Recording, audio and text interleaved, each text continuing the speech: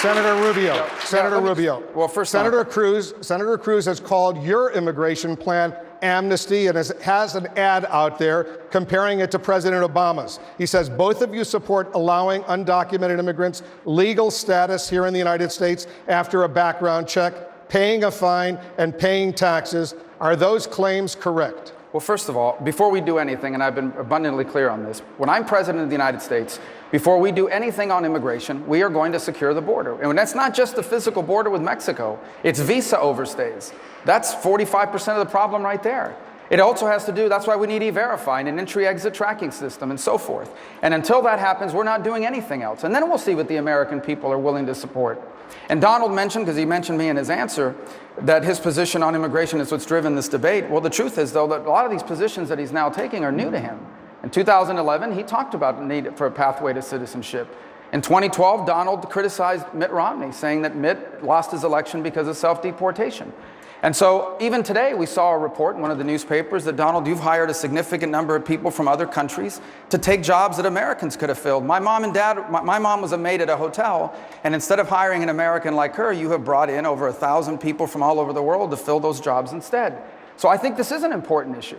And I think we all realize increasingly that's an important issue for the country that's been debated for 30 years, but finally needs to be solved once and for all. Mr. Trump? Well, first of all, self-deportation is people are going to leave as soon as they see others going out. If you look at Dwight Eisenhower in the 1950s, they started moving people out and the rest of them left. Self-deportation, as I really define it, and that's the way I define it, is you're going to get some to go and the rest are going to go out. As far as the people that I've hired in various parts of Florida during the absolute prime season, like Palm Beach and other locations, you could not get help. It's the up season. People didn't want to have part-time jobs. They were part-time jobs, very seasonal, 90-day jobs, 120-day jobs, and you couldn't get. Everybody agrees with me on that. They were part-time jobs, you needed them, or we just might as well close the doors because you couldn't get help in those hot sections of Florida.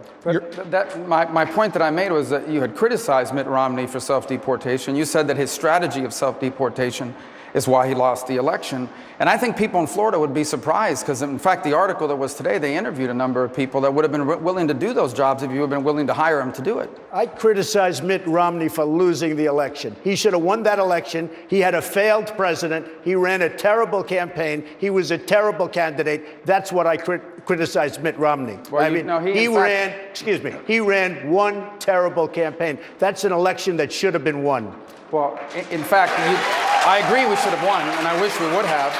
But in fact, you did criticize him for using the term self-deportation. I mean, that's on the record, and people can look it up right now online. But again, I just want to reiterate, I think it's really important, this point. I think it's fine. It's an important point that you raise and we discuss on immigration. This is a big issue for Texas, a huge issue for the country. But I also think that if you're going to claim that you're the only one that lifted this into the campaign, that you acknowledge that, for example, you're the only person on the stage that's ever been fined for hiring people to work on your projects illegally. You hired some workers from Poland. I'm the only one on the stage that's hired people. You haven't hired anybody. Well, in fact, some of the people and by the way, hold on. I've hired tens of thousands of people over my job. You've hired 1,000 people from another company, from another country. Credit cards, etc. Let me finish the statement. This is important. You haven't hired one person. He hired workers from Poland, and he had to pay $1 million or so in a judgment. That's wrong. That's a fact. Totally wrong. Well, people can look it up. I'm sure people are Googling it right now. Look it up. Trump Polish workers. You'll see $1 million for hiring illegal workers on one of his projects. Yeah, he did.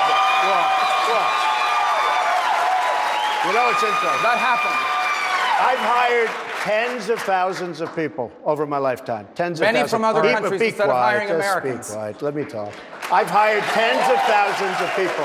He brings up something from 30 years ago. It worked out very well. Everybody was happy. Paid $1 million. And by the way, the laws were totally different. That was a whole different world. Thank you. But I've hired people. Nobody up here has hired.